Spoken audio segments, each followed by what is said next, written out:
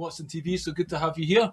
And it's been a while since we've talked. I've been keeping up to date with your not so regular videos that you go on, the odd podcast with the couple of guys. I think you were talking about Jim Morrison and stuff. But yeah, how you been basically? It's been about 6-7 months. I'm okay. It's been a rough 10 or 11 months, Billy, as you know. And I spoke to Amanda about this going back a number of months ago on her podcast, Caravan of Consciousness. And I lost my stepdaughter, Kate, back in late October of 2025. She was 29 years old. And it was very, very difficult. It's still very difficult. It's surreal.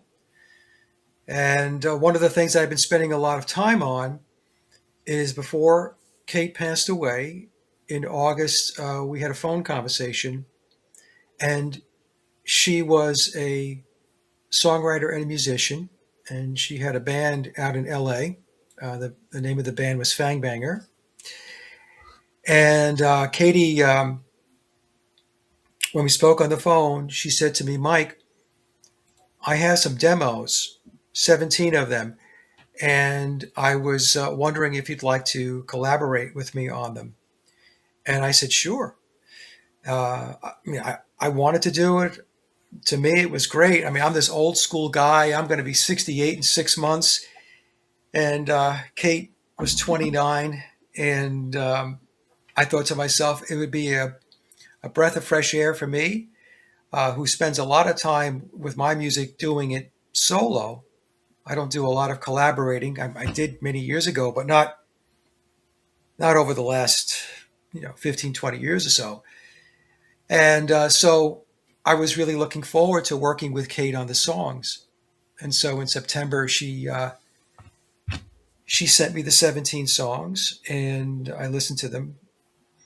And I wrote her an email, and I said to her that I was very proud of her, that her musicianship grew in leaps and bounds, just excellent. And her songwriting was superb. Lyrics, great lyrics. She was a great lyricist. And I told her I was very proud of her. And so that was setting the stage for us to collaborate. She knew that I was working on my Yesteryear album and that I was wrapping that up. That was a 22-month endeavor. And we used to share our tracks. She would write songs and send them to me. She said, Mike, what do you think? And I would do the same thing with her. I sent her many of the tracks from my Yesteryear album before they were final to get her opinion on them and, what she thought. So, my plan was that after Yesteryear was released, that we would, or I would turn my focus to helping Kate get those demos into songs and have them come to life. Unfortunately, a month after she sent me the songs, about 5 or 6 weeks afterwards, she passed away. And it was an incredible blow. I can't even put words around it. I could talk about it more now than I had been in the past. But it's still a very, very difficult thing. And I miss her tremendously. And so what happened was back in February of this year, I tried to give the songs a go. I was starting with her first song, Better Days, which is a great song. And I was struggling with it. My brother was helping me out with it. My brother and I were brainstorming, getting ideas how to bring the song to life. And the problem was that every time I'd listen to the song, her voice would ring out. And there she was. And I would be reminded that she's not here anymore. So to make a long story short, I had to come to grips with the fact that I wasn't ready yet to work on those songs. and I had to wait. So I waited a couple of months, and around the May timeframe, I got back into it, and I'm in July now, and I'll have the songs, the 10 songs, finished up, mixed and mastered by the end of this month. Um, it was a true labor of love. It is me keeping my promise and commitment to Kate that we would work on the songs together and we would collaborate. Um, it's going to be an honor to release the album. I'm going to obviously send it to her family, to her mother, her father, her sisters, um, because it's a gift that she left everybody after not being here anymore. And it's an unbelievable gift. And the interesting thing is, she, the songs are very different from the songs that she did with her band. So her band was a goth glam rock band, and a lot of their music was heavy rock. And they were very good at it. They released an album at the end of May. There was a release party that they had. The name of the album is called Superposition, which is an interesting title. Superposition means that you're in more than one place at the same time. So, that was very Kate, very the band, very creative in their thinking. But the songs here are different. These songs are very introspective. They're very personal. She wrote them on acoustic guitar and piano. And so, what the family's going to get to hear, her family and my family, is the, the Kate that is just Kate without other band members. Who was she as a person? And like I said, it's very introspective. And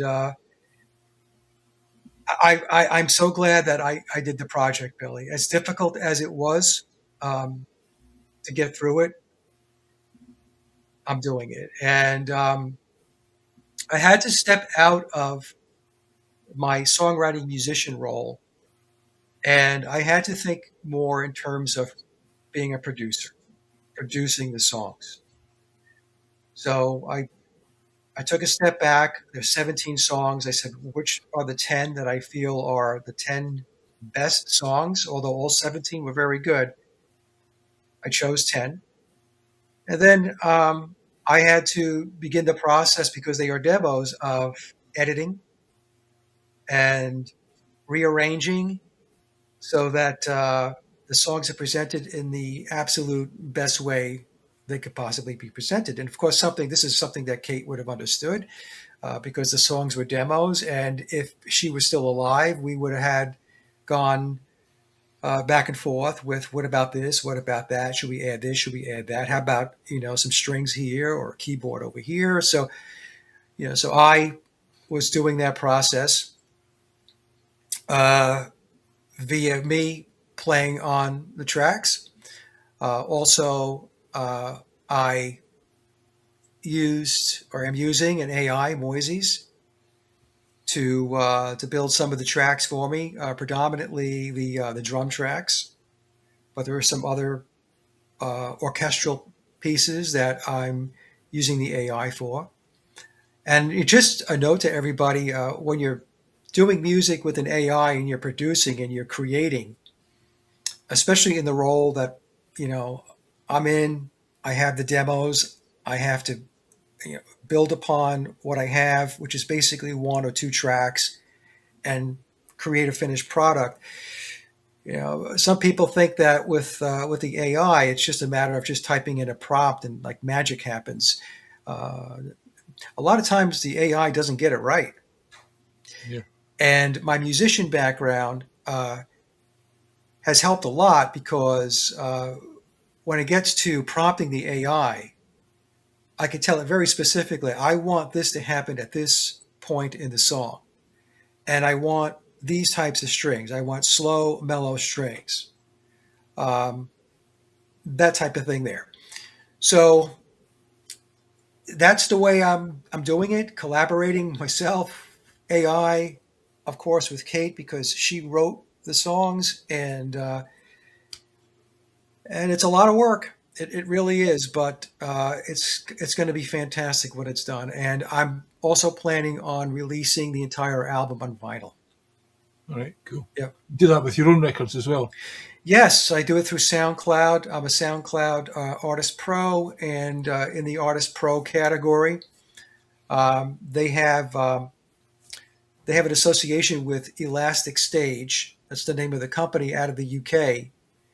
And so they will take your digital tracks that you have on SoundCloud and they will press them to vinyl. So they have some kind of process where they're able to take the digital output and convert it over to analog pressing.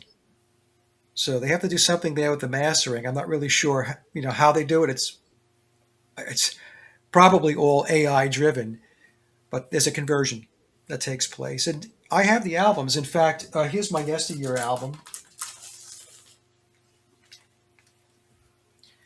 and Cool. that's the vinyl. It's the back of it. I mean, it's pretty straightforward and simple, but I have to say that the pressing is actually quite good. Is it audiophile quality? No, but is it a good listen? Yes. So I'm going to do that for her album as well, and I'm also going to contact them to see if they will also press CDs on demand. Right, Yeah. cool. So Yeah, I mean, obviously that's quite a difficult project for you, and you've took some time. You said there was two tracks, like it was just her guitar and voice, and are you using her voice to take it on the final one, and yes, are you redoing the guitar?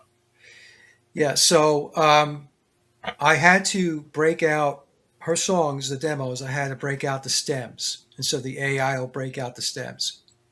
In all of the songs, it's her voice. There was no way I was going to substitute her voice. It had to be her voice. Um, all of the stems came out great. So her voice is there. It's powerful.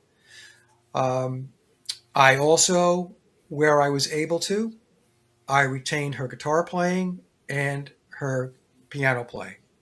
Right. In some cases, when you break out the stems, especially with something like a guitar or a piano, sometimes you get artifacts or some swooshing type Mm. of effect.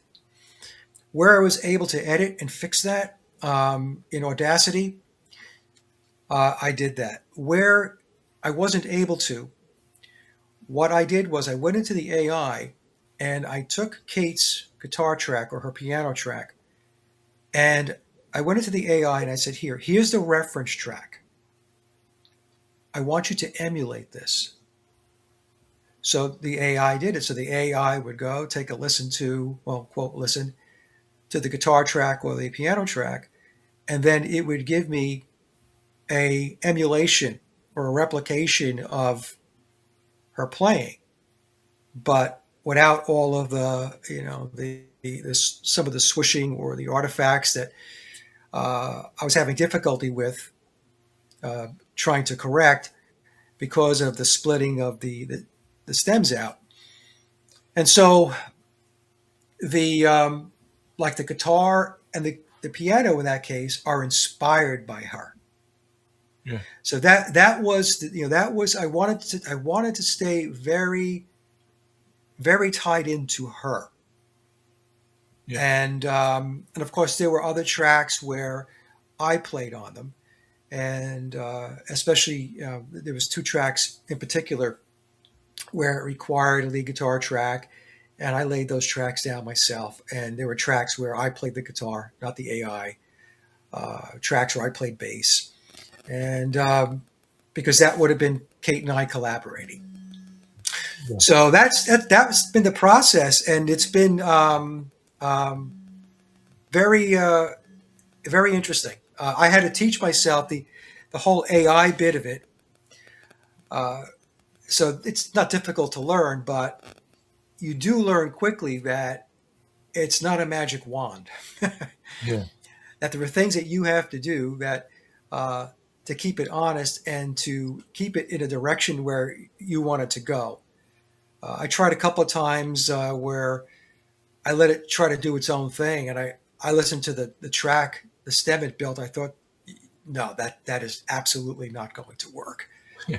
Delete and then start the process over again. So, in any case, that is what I have been very, very focused on, almost to the exclusion of everything else. You mentioned I did do some shows with Dom and Chris Watterson from the Sheep Farm Studios. Some of those shows weren't me. They did the shows with Matt Sergio, the Occult Beatles, and Matt's a great guy, very, very, very, very good at um, his breakdown of the Beatles and all of the occultism. Excellent, in fact. So that's been it. Back in January, I released my AI analysis of Was Paul McCartney Replaced, which, in my opinion, is a slam dunk. And again, from my opinion, from my perspective, the discussion of whether he was replaced or not is done. But this That, is, you were using like 30 different images, yeah, using AI for this. And this Grok, leads to the question, first of all, focus on Paul. yeah, Was he replaced, or was there another Paul McCartney in the band? Certainly, but the AI was kind of had two versions and then a whole load of other ones, was it? Like, and the yes, question is, the original Paul, pre Sergeant Pepper, was there doubles then? yes, Basically, so was there more than one? And there's potentially yes for like collecting up the NME ward and stuff like that. right, And then what happened to Paul after he was replaced? Billy Shepherd, did he die, or is he this Halliday character, which was quite a strange one? This yeah, John Halliday being looking so quite similar to Paul McCartney and being at his house to take guests round. I mean, that was quite bizarre. So that's another question. And then basically, Billy himself, is he got replacements? yes, Some people think that he's got a double even to help him do stuff. So even just that's a very small thing. And then you've got the actual Beatles himself. Was there doubles of all four of them, or yeah, more than one double? That's again pre '67. And then I look at John Lennon. There's different John Lennons as well, if you ask me. yes, And certainly the one, again pre '67. When I look at the later one with Double Fantasy and stuff, I just don't think that's the same guy as well, But it's not so much focus on him. But anyway, you done this AI research with the 30 photos, and what did you find? Was that the main thing you done, just a photo analysis? yeah. My intent was I had started the analysis going back last year in 2025. And I started pulling images together and I started dabbling with Grok with the images. And then I had my challenges. Katie passed. 2 weeks before Kate passed, my dog Charlie, who was my longtime companion, he passed away. Uh, Leading up to Kate's passing, situations and events backed into my marriage. Uh, and so it was a very difficult time. And I was trying to get this thing going with the AI analysis with McCartney. And I just put it on the back burner. I said, I just can't do this right now. Um, I was burnt out with the Beatles to begin with. But I wanted to do this because I thought that it would be a good thing to do. Because most people, when they're doing this comparison with whether McCartney was replaced or not, they're eyeballing it. And I thought, well, there's a lot of things that AI is very good at. And one of those things is just taking a look at things and doing measurements. With Grok, that's what I use. It's X's AI. They called it landmarks. So landmarks would be the distance between pupil to pupil, right? The distance of the length of the bridge of the nose. uh, the uh, the width of the mouth, the length in the of the jaw, the width of the face, the ears, um, the philtrum here, the distance between the bottom of the nose and the top of the lip. This is all being done objectively by a machine, an artificial intelligence. And so what I did was I collected, I think it was 33 or 34 images. And I chose images that were, I tried to pick varying images. I didn't want to pick images that were very similar, or I just said, no, let's just go down the timeline and pick out images over time. That's what I did. So I didn't want to have a preconceived uh, sense of what I thought the output would be. But you said yourself, and do you not think that quite a lot of pictures over the years have been, manipulated? Yes, So, they put certain features of Billy into Paul pictures. yes. A Who lot of, knows? Who knows when that started? I think that began very early on. In fact, I have just remind me of that. I'll bring up a situation which is very, very telling and very interesting. It has to do with Billy's condition. It's referred to as hallux extensus. It's where his large big toe on his right foot, it cocks upward. And just bring me back to that, Billy, in case I forget, because that's a great example of doctored images. So in any case, so I chose these images, and like I said, I didn't want to have any preconceived notions on my part, and I had more than 30 something images. I had maybe 50, and I just said, okay, I'm not going to sit here and do 50 of them, but these 30 are a good representation. So what I did was, to net it out, I asked Grok to take a look at the images and let's start grouping them.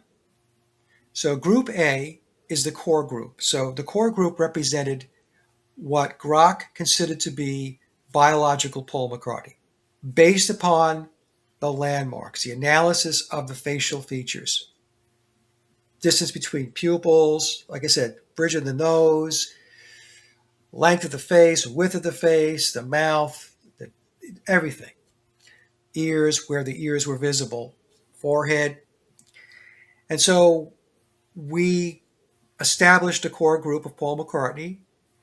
And then as I was asking Grok to take a look at this particular image now, it would come back and say, this image does not have similarity to group A, or the core group. So, okay, let's put that in B. So that whole process, that was the process. And then we ran into images where the person that is referred to as Paul McCartney in the image did not fit in the core group, group A or group B. So they wound up in group C, which I refer to as the outliers. So the outliers would be people who page in and out of the role of Paul McCartney for whatever reason, doubles, lookalikes, but they weren't biological Paul, and they weren't the group B person, which is Billy Shears. So once we put the groups together, we established Group A, biological Paul McCartney, and then I spent a lot of time on Group B because I wanted to see what Grok had to say with the images that were there. Should they all be there? So we took an initial run at what that group would look like based upon the images and where they were placed. And I personally had questions, and I was being very objective. And I kept reminding Grok, you must stay objective. Forget about the fact that we're talking about Paul McCartney. Stay objective and neutral and just measure the landmarks. That's all we need to do. Do the facial analysis. Stay there. And I kept at it, and Grok would say, yes, not a problem, staying very objective. Because I always had a question about some of the images that during the White Album period, whether that was Billy. Because if you look at the portraits that are contained within the White Album, the 4 images, pictures of the Beatles, the one of McCartney always looked off to me. It just didn't look right. And so I asked Grok, let's take a look at this particular image here. In fact, I had 2 images that were from the White Album period.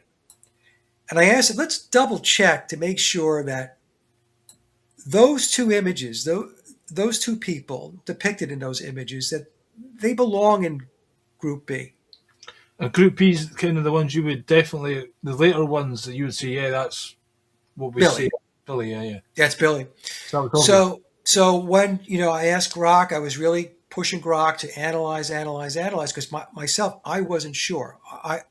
There were times I thought that was another person playing the character of McCartney during that period, at least for the photo ops, the pictures that were released to the public.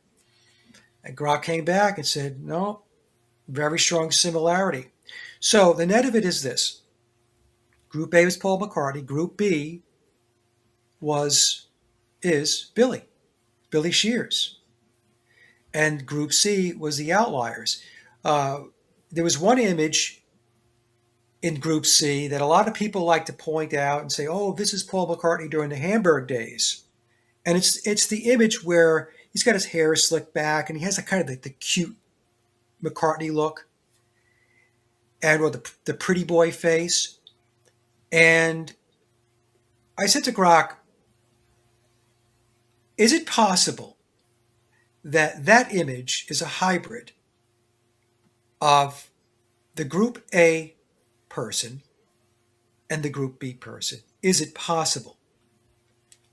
Grok came back and said, it's very possible that is a hybrid. It's a mock-up combining both biological Paul McCartney and Billy to form this particular image. So basically, Grok was saying it was a doctored image. But it is an image that a lot of people want to point to and say, oh, that's Paul McCartney during the Hamburg days. Wasn't he cute? Wasn't he handsome? Well, it's not biological Paul. It's a composite. It's a hybrid of biological Paul and Billy. And then, when you look at the Group C, some of them are very obvious that they are not McCartney. I mean, are there similarities in facial features? Yes. But is it him? Absolutely not. So the moral of the story with the analysis is, and this is what Grok determined, was there were at least 2 people playing the role of Paul McCartney over the timeline. At least 2 people.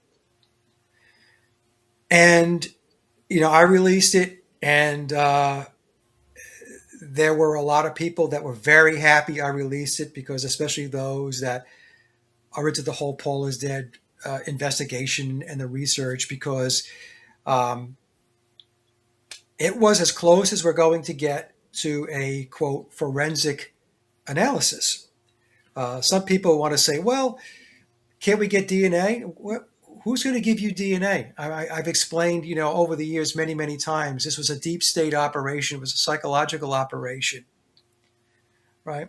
And so, no, there's not going to be any DNA. The closest we got to it was the Erica Huber's paternity suit.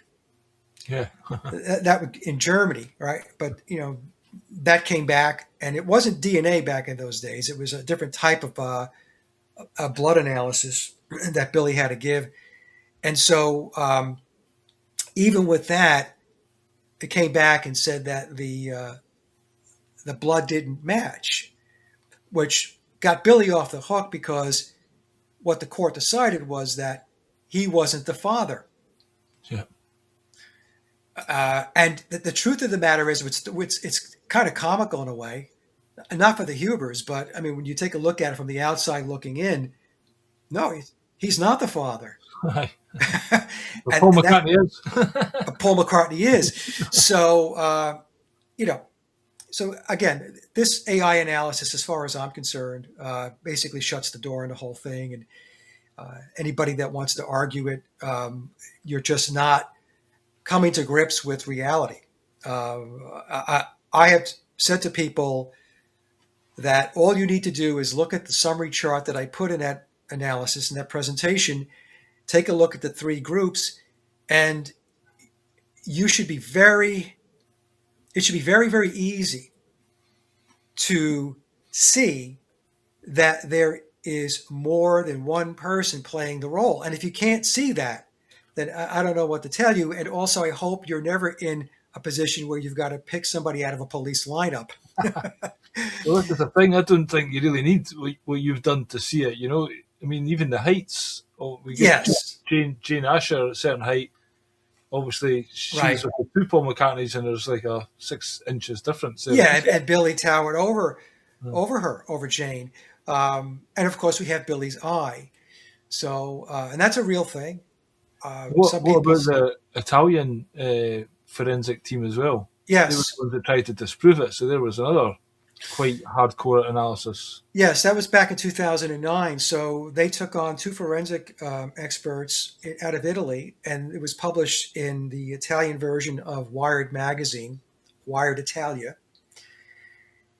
And they entered into that investigation thinking it was going to be a slam dunk, that Paul's always been Paul. But as they were taking a look at the photos that they had, and they took a lot of time to make sure they had quality photographs, that should be noted. They had more and more questions. And by the time that they got toward the end of the investigation, they had concluded that there was two different guys playing the part of Paul McCartney. Um, that analysis basically got quietly erased from the internet, and it just flittered away. Interestingly enough, after that article came out, that's when Billy went on the Letterman show. Yeah. In that famous interaction where he was talking about the whole Paul is dead thing, and that there was a lookalike or a double that took his place, and Billy said, "Yes, that would be me." Huh. Where he was masterfully speaking. Of course, the audience is, laughing and thinking, it's a big joke, but Billy was masterfully speaking with Letterman. And so, Billy came on the Letterman show in order to, in an effort to essentially suppress the Italia Wired magazine article that came out and said that in all likelihood, the guy that's playing Paul McCartney today is not the original guy. So that goes back 17 years ago. I find it quite interesting now, though.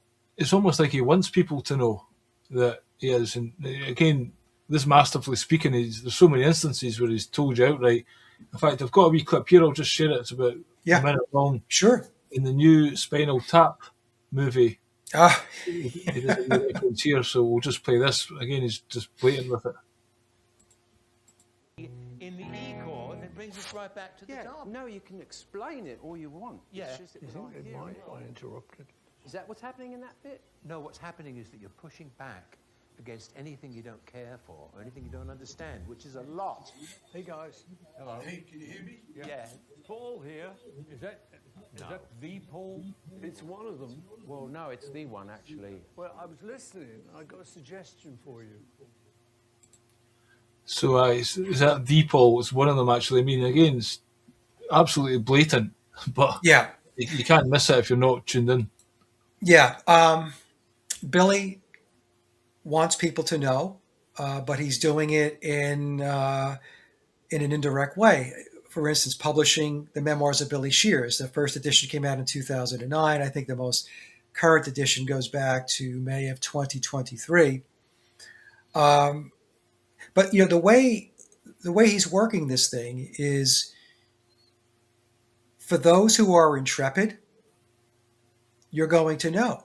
And so he's playing to that audience. He also realizes that the vast, vast majority of the fan base and the population think he's Paul McCartney, and any discussion about him not being Paul McCartney is going to be pushed off as just conspiracy stuff. So Also, I want to just mention, Billy, in the AI analysis I did with Grok that was released back in January of this year, toward the end of the presentation, I introduced an image of Vivian Stanshall. All right, yeah. And Grok said, yes, that person belongs in Group B. So that places the Stanshall character with the Billy Shears character, the Billy Shears McCartney character. So, Billy did play Stanshall as well as obviously the McCartney character. And I did start a Stanshall analysis with Grok going back to last year as well. And I really haven't had the time to complete it because I've been working on what I've been working on with Kate's songs. Maybe at some point I'll finish that up. But if I don't, it kind of comes full circle in the January 2026 presentation. So it's toward the end. Yeah. Here's another clip I'll share basically with him doing this again. I went through a wee period of collecting these clips. I sent you a couple, I'm not sure. Yes. Yeah. This one, but. Merit. It was just the fact that Lennon and McCartney had written it or had written it. So to try and prove that wrong, I wrote a song under another name. And I thought I got away with it. It was a song called Woman for Peter and Gordon. Remember them? And it was quite a nice song. I wrote it under the name of Bernard Webb. And I signed Bernard Webb, And I thought I got away with it, but then we were doing a show in Shea Stadium. And I looked up and there was this great big banner at the back of the thing, "Long live Bernard Webb." And you were rumbled at last? Rumbled, yeah. And I looked up and there was this great big banner at the back of the thing, "Long live Bernard Webb." And you were rumbled at last? Rumbled, yeah. Rumbled at last. Well, I'm sure, I don't think that story is real, It's just, he puts these things, makes them up just to mock you, a duper's delight kind of thing. Yeah, well, Billy, he had different aliases that he used over time. When he was doing his McCartney album, his first solo album, he went under Billy Martin. And he had other names that he used. But I also believe that, and I've talked about this, Billy, I know you know, that he was ghostwriting for the Beatles. Yeah. Before he came out on the Sgt. Pepper album in June of 1967. And I point to the article that came out that he said that he wrote the music to the song "In My Life." And when he came out with that, and they published it, there was the mainstream media went into damage control because the official narrative says that "In My Life" is a John Lennon song, beginning to end. Some stories say that Paul McCartney contributed a little bit to this. Other stories will say that it was just 100% Lennon. But none of the stories said that Paul McCartney wrote the music to "In My Life." And Billy came out and said that going back a number of years ago. And so the mainstream media then, like I said, they went into damage control. And they had two universities analyze it with a computer. If course, if you analyze something with a computer, it's got to be true, right? So, and they said that he was mistaken. He misremembered. Right. And there's just no way, if you write a song like "In My Life," which is one of the greatest rock songs of all time. I mean, if you take a look at any music poll over the last few decades, or since that song was written, it's always near the top. And so you don't misremember writing "In My Life." That would be like somebody telling me that I misremembered writing one of my songs. Yeah. But no, I remember writing my songs. I didn't misremember.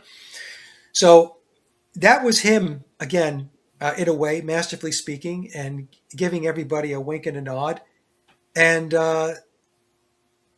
telling people that he was there before he was there, that he was behind the scenes. So I believe he was writing music for the Beatles as one of the songwriters, the ghostwriters. And I also believe he was, in all probability, playing on recorded tracks. I wonder if, well, obviously that would maybe have helped to transition, or the Beatles more readily accepting him. I mean, I don't think they had much choice really, whatever was going on in the background. But the fact he was there in the background, he was part of the team already. It wasn't like they were bringing in an outsider. Yes, in memoirs, it mentions that the Beatles, the way memoirs presents it, is the Beatles were aware of Billy because of his studio work when he came to EMI to record. So there's a passage in memoirs that talks about that. And I think that that's Billy's way and Tom's way of explaining that Billy was there at EMI Studios, and he was recording, and like I said, in all likelihood, he was writing songs as well. And so I think you're correct, Billy. That John, George, and Ringo, they knew who he was.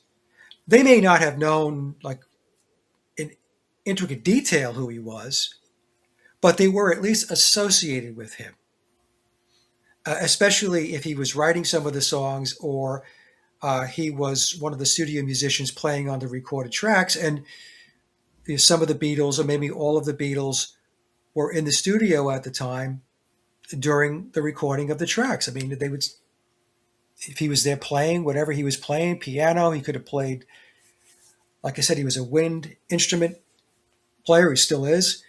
They would have seen him, they would have known him. At least, at the very least, they would have known him from, What do you think of the acquaintance. story? What do you think of the story of him? Was it when John Lennon went somewhere to film to do a movie about, I think it was the war, how the war was won or something Yeah. like that? And remember that time Paul McCartney or Billy, whatever, Paul McCartney in theory, did he not go somewhere? And that was claimed when he was getting facial surgery done. Kenya. Kenya. So Yeah. he had out of the Beatles narrative and he's came back differently. Yeah. Billy is originally, well, there is pictures of him in Kenya. He does have black hair. For some reason, I'm thinking he maybe had blonde hair before. Obviously, his son James is kind of blonde. Did he dye his hair or something? Or Yeah. Billy has, he has blondish red hair. And so if we take a look at the Stanshall character, I know some Yes. people still having a hard time with that, but I'm telling you, he played the role of Vivian Stanshall in the Bonzos. It's very important because there were at least two Vivian Stanshalls. There was Victor, who didn't play in the Bonzos, and he was the tall, lanky guy. He was 6'3", very, very skinny. And then there's Billy, and Billy played with Neil Innes in the Bonzo Dog Band. So the story goes that, at least from the Paul is Dead research community, he went to Kenya, and that's where he had at least the beginnings of the surgeries, the plastic surgery and the fillers and all of this stuff. Had his hair dyed black. Some people have said to me that Stanshall he had a bit of a receding hairline. So how is it that Billy was able to have a full head of hair, as an example, in Let It Be, the Let It Be film, and he's pushing his hands through his hair, which I thought was intentional. I think he was doing that to show that he could do that. In other words, he wasn't wearing a wig, because if you're wearing a wig, you do something like that, you might pull the wig off, right? I have long suspected that he had hair weaves. right. And with hair weaves, you could do that. You could run your hands through your hair and not worry about lifting the piece off your head, So, and also going back a number of years ago, I spoke to a family member who was an esthetician, because people would say to me, oh, well, look at the hair on his arms, it's black, or the hair on his legs, it's black. And so in memoirs, it says that he used to dye the hairs on his body, and he would cover up his private areas or sensitive areas, and he would color the rest of the hair on his body. So, I didn't know about this. I thought to myself, really? That's okay. So a family friend who is an esthetician, I asked them, I said, do people dye their body hair, like their arms and their legs? They said, oh, yeah, absolutely. So, I thought that, initially when I read it, I thought it was something a little strange. Do people really do that? And here I had an esthetician tell me, yeah, people actually really do that. I mean, he was playing in the upper echelons of, the Tavistock or whatever, and it's high stakes, so they're going to put out all the efforts they can into selling that story and whatever it takes. Well, you're absolutely right, Billy. That's the other thing that we have to take into consideration. The Beatles were a deep state operation, or a psychological operation, and so they had the deep state behind them. So, there were technologies and there were procedures and there were surgeries going back that were available to an operation like this that the public had no idea existed. As an example, when I talk about latex, a lot of folks think that latex is, the last 20 years or so. They don't realize that latex goes all the way back to the 1930s, and in fact was used in The Wizard of Oz. I was going to say the lion. Yeah, I mean, so it's since then latex has become incredibly advanced, and we can see today a lot of the masks that people have, and you can't even tell that a person's wearing a mask. Yeah, it's crazy these days. I mean, the eyes look natural, the way the mouth moves looks natural. So, and Billy did use latex. This is admitted in memoirs. He had fillers, and fillers is a very common practice as far as aesthetics go with the face. Was there not a couple of videos where it looks like it was coming off or something like that? Well, there's a couple of videos where his latex bunches up. So he'll point to his face, right? And you can see, like with mine, you'll have the skin bunches, but his was like crinkly. And taking a slow time to go back down. And like when I do this, mine goes right back. And so when he did it, it would be like, it would take his finger away. It would take a while for the latex to reform and straighten out. So there was a video I still have it, where it was a rehearsal for Jet. And he's singing Jet, he's playing bass, and his whole bottom line of his neck just drops into his chest area like this. And at the time, how old was Billy? Let's just say that was, 1972. Maybe he was in his late 30s. So it's not an age thing. We can't say, oh, it was an age thing where everything's just kind of dropped and drooped on him. No, it was the latex that dropped on him during that particular scene in the video. But yeah, like I said, plastic surgeries. He had rhinoplasty eyes. He had blepharoplasty to alter the shape of the eyes. That's another thing that people would want to argue. Oh, you can't change the shape of the eyes. I'm like, that is not true. A blepharoplasty could change the shape of the eyes. And, latex fillers, blepharoplasty, rhinoplasty, all of these things changed his facial features so that he looked like Paul McCartney. He wasn't an exact replica of Paul McCartney. That's the other thing, And because he's been playing the part for 60 years, that's who people are acclimated with. Oh, totally, these days, yeah. But I just wonder, when he came with Sergeant Pepper and he came on and done that interview about LSD, I think that was really possibly his first kind of big interview. Yes. And then I don't think he had the moustache at that point, and soon after the moustache came, and they all had moustaches to kind of make you not question just him. But yeah, what was I going to say there?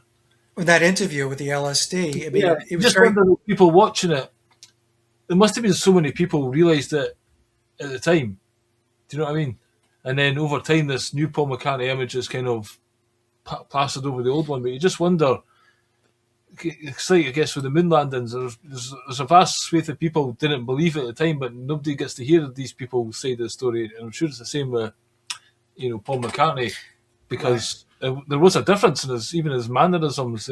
You can see he's trying to almost act in the Liverpoolian accent, but it's not quite there.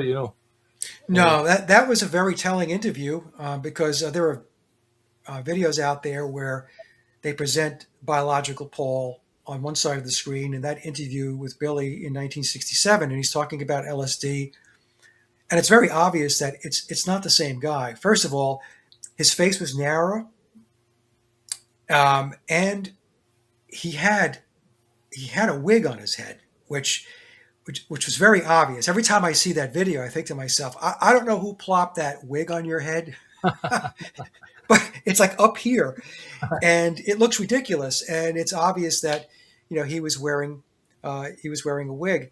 Now I want to go back to I mentioned to you about Billy's toe. Yeah. Okay, so and we could kind of, I guess, roll this into the so-called proof that because of the veins on the back of Paul's hand, and this one particular channel did a video on this. We could talk about it, and I don't want to pick on anybody because that's just not what I do. But I'll just explain logically what's going on. But to set that up, Billy has or had a condition known as hallux extensus. And I covered this in a number of my videos going back a few years ago. So what is hallux extensus? It's where the big toe on a person's foot cocks upward. And Billy had this condition. And you can see it. If you go on if you take a look at his Wildlife album, he's sitting down, there's an outdoor scene. It's in a wooded area, and he's barefoot, and you can see the big toe on his right foot is cocked up. You can also see it on the cover of the Abbey Road album. So he's walking barefoot across Abbey Road, and we can see the toe on his right foot, the big toe, is cocked up. I came across an image when I was doing a presentation on Billy's foot, and there was an image of biological Paul where somebody had gone in and photoshopped and cocked biological Paul's big toe up. Now, there are plenty of pictures on the internet where a biological Paul, where he did not have a hallux extensus. His big toe did not cock up. If you want to do a search on the Beatles and the beach. And there was some photo shoots and photo ops there, and you could tell, Paul had, his regular toe. And his feet were narrow, but his big toe was straight. It wasn't cocked up. So somebody within the Beatles machine went out of their way to doctor that photo of biological Paul to give him that hallux extensus. Now, why would they do that? Well, they would do that because they knew that was a characteristic trait that Billy has that Paul didn't. So you've got to float a couple of pictures out there that, they think kind of closes the gap. Yeah. Now, today, somebody would say, well, I don't see that on Billy's feet today. And the reason for that is because there's a surgical procedure to correct hallux extensus. And I believe Billy had the surgery. And so today, if you look at his feet when he's barefoot, he doesn't have it. And that's because, in all likelihood, my bet is, and it's a pretty good bet, is he had the surgery to correct the situation. Was there not a story about him having 6 toes or something like that? Yes. So 6 toes. I don't know if that's true or not. You don't know if some of these images were doctored. That's why in my song, I wrote a song called Billy Pepper, going back, I don't know, it was maybe 5 years ago, 6 years ago. And it's a tongue-in-cheek song about the Paul is Dead conspiracy. And one of my lyrics, I'm going to paraphrase here because I'm terrible at remembering my own lyrics. Sometimes you have 6 toes, but who knows if that's true?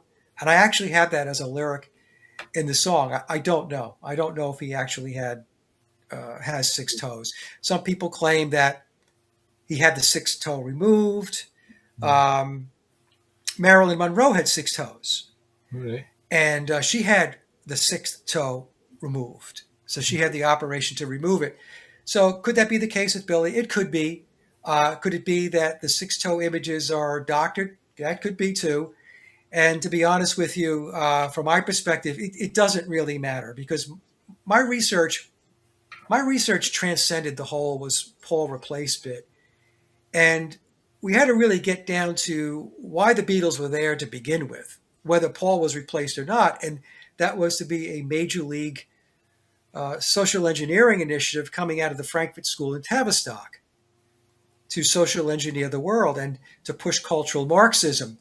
And that's where my research went. The whole Paul being replaced piece of it is important. You've got to start there in order to get into the next step of the psychological operation. But you can't hang out there forever because it's much bigger than Paul McCartney being replaced. Just to hang out there a wee bit longer, what about the voice print and analysis that was done? What is voice print? And surely that should be there's lots of videos of Paul McCartney singing yesterday back in the day compared to now, and people will just say that's not the same guy based Yes. on the pitch or whatever. Okay, so a voice print, so like fingerprints, voice prints are very unique to an individual. So you have a unique voice print. I have a unique voice print. Even somebody that does impersonations, even though they could very much sound like the person that they're impersonating, if they had a voice print done, the voice print would identify that they are not the same person as the person that they are impersonating. So if an impersonator was talking normally and then done an impersonation of somebody, would the voice print be able to tell that was the same person? Yes. Right. Yes, because a voice print looks at it looks, some people think that pitch analysis alone is a voice print, and it's not. Voice prints, or years ago, used to be called sonograms. Today, they're referred more to as biometric voice prints. So it's the tone of your voice, it's the timbre of your voice, it's the way you pronounce words. It gets some of the technology is so advanced, it even is able to assess how much you open your mouth when you say a word. Biometric voice prints are used for identification purposes. So police use biometric voice prints when they do an investigation. Your financial companies, like if you call your bank or you call your insurance company, whatever, many times, many people are familiar with this. They will identify you based upon your voice. So you're giving all these details, question after question, and they probably got it sitting right there. Well, that's him. Just torture him for 5 minutes. Make him run around and get his passwords. Yeah, so that's a voice print. Okay, so now do voice prints factor in pitch? Yes, it'll factor it in, but it just factors it in.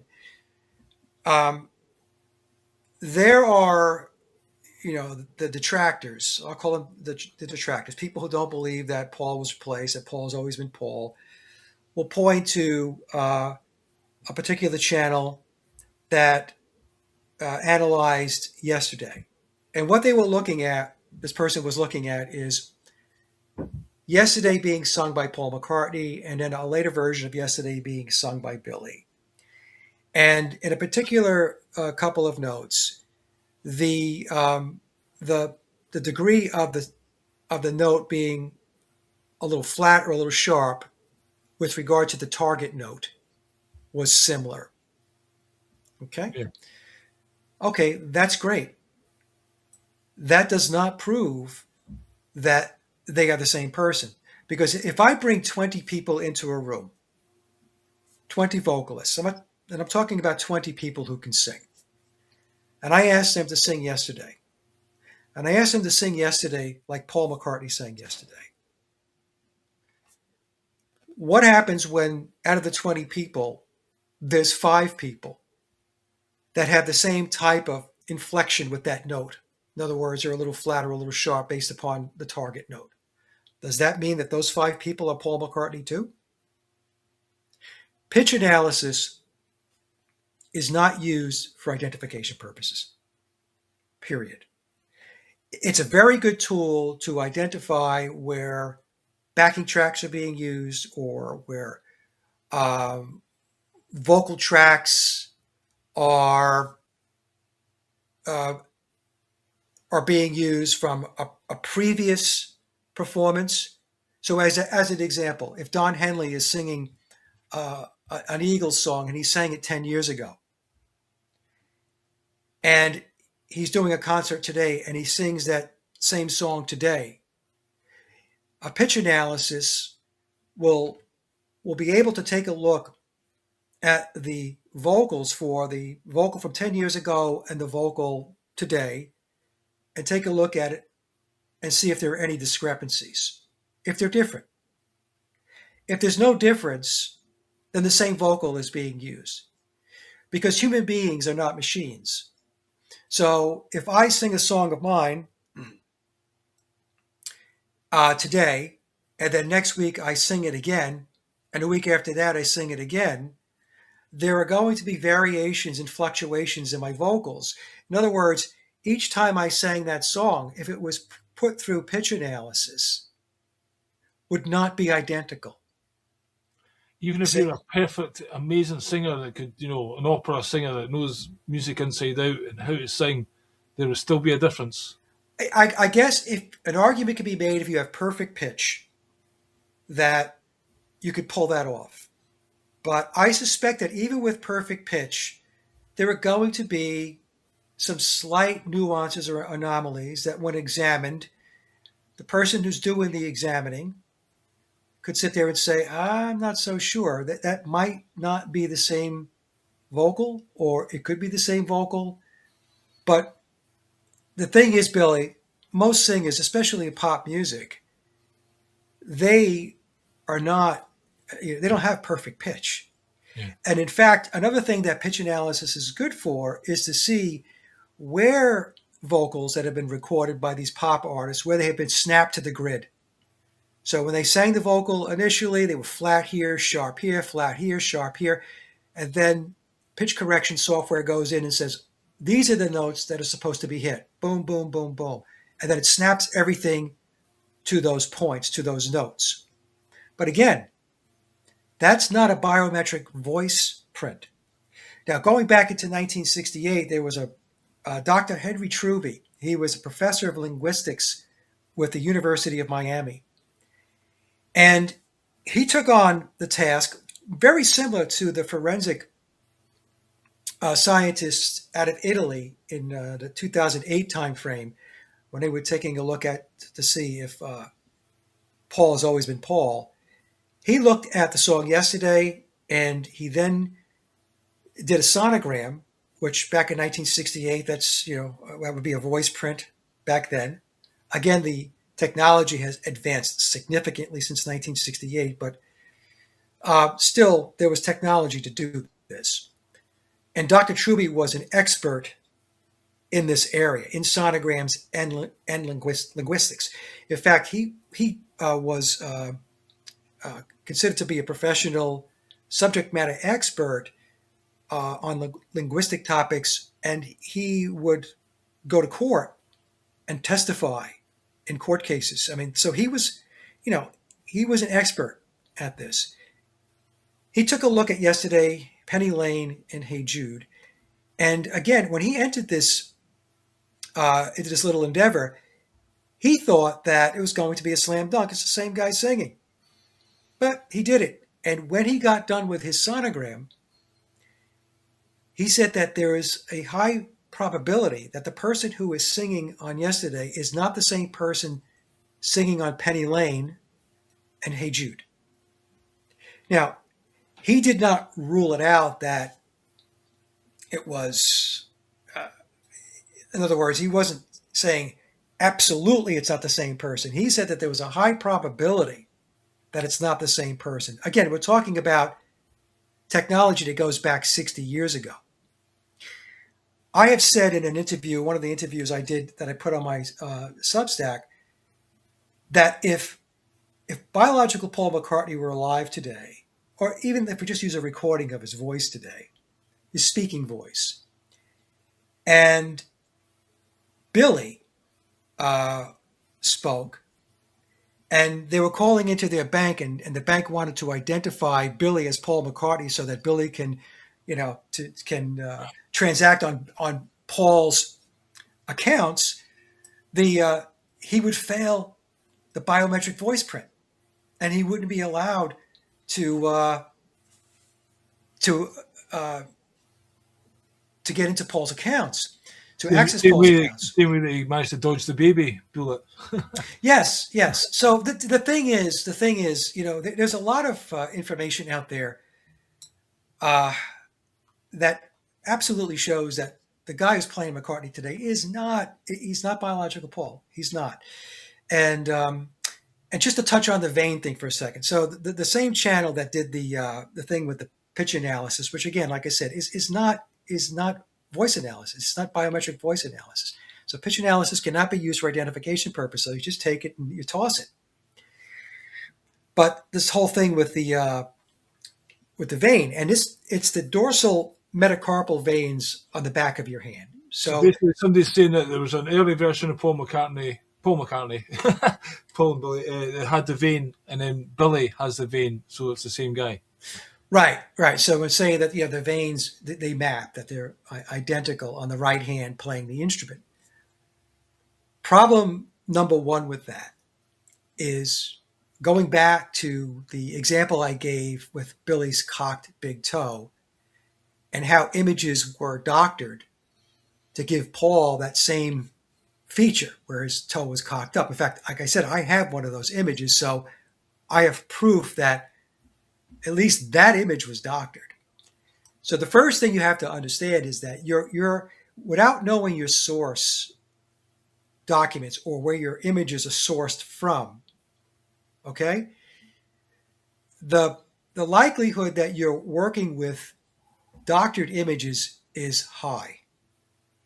I'm just telling you that, having done the research for a very long time and seen so many images where they have been doctored. I also mentioned the whole Grok analysis, where the one image of Paul McCartney going back to Hamburg, where he's the young, pretty-faced guy, that it very, very high likelihood, high odds that is a composite hybrid image that was put together. It's a combo of Paul and Billy. Okay, so that's number one. Number two is that the veins in the back of your hands, if you're a guitar player or a bass player and you've been playing for a long time, we have that vein. It's on both hands. It's on your. It could be on your fret hand as well. But in this particular analysis that this channel did, they were talking about the strumming or the picking hand, right? Yeah. So in Billy's case, it would be the left hand. And so the veins popping out is natural. It's very common, especially if you are a guitarist and a bass player and you have been playing guitar and bass for a long time. And like I said, this is the dorsal metacarpal veins that are coming out of your hands. So they protrude and they become prominent because of the fact that you're applying pressure all the time. So it's working the muscles in the hands, both the strumming hand and the fret hand. In my case, my fret hand is my left hand. Now, you cannot prove something by cherry picking a couple of images and saying that this constitutes proof, especially given the fact that so many images have been doctored, photoshopped. They have been played around with since day one, going back, I think, since the inception of the Beatles. So what we have to rely on is taking a look at a much broader base of examination. And that takes us back to the AI investigation I did. Was Paul McCartney replaced back in January of 2026? You must look at a large pool of images. You've got to do that. You just can't take two images and say, "Oh, well, that proves it." Because you can, even if, you can take a look and say, "Oh, well, the veins look similar or they're identical or whatever." Like I said, we're talking about a space where images are played with in Photoshop. The truth of the matter is there are many physical characteristics of Billy versus Paul McCartney that are clearly different. Clearly different. Again, my AI analysis, was Paul McCartney replaced, I think is a very good place to start. Well, it's like saying they've both got a head, 2 arms, and 2 legs. It's the same person. Obviously not. I mean, Yeah, no. And Billy has, at the very least, if some people don't want to believe he's blind in his right eye, but he is. I think. In fact, I know that Sally has nailed that. He has, at the very least. There was a wee thing he done as well. I'm not sure it was just after you talked about it, where he was in a museum. Yes. You've got a good eye for that, and he said, "Yeah, it's my left one." Right. Yeah, good. We'll talk about that. At the very least, Billy has what's referred to as exotropia, where one eye kind of drips, right? And in his case, it's his left. It appears to be his left eye that drifts, but it's not. Because he's blind in his right eye is an ocular prosthetic.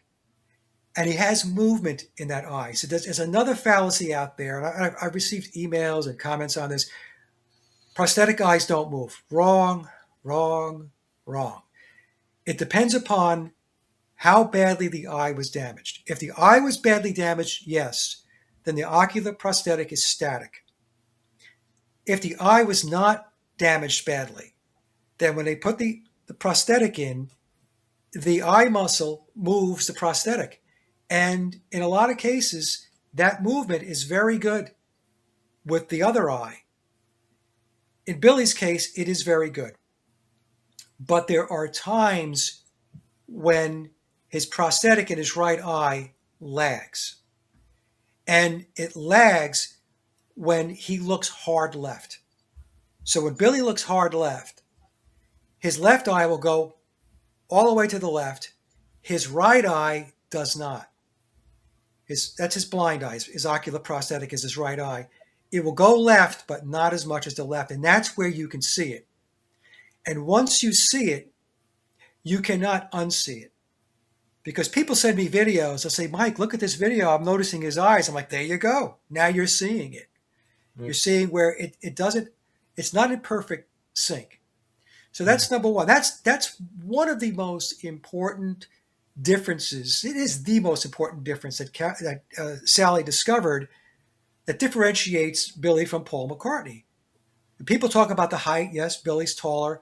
Billy has a more narrow face. Yes, he does. Billy has bigger feet. Yes, he does. But these are all things that are not as tangible to really get your head wrapped around. People will say, "Well, it's the camera angle," or maybe he's standing on a higher part of the ground. And, people always want to rationalize and kind of like, I don't want to believe it. So I'll come up with all kinds of reasons not to believe it.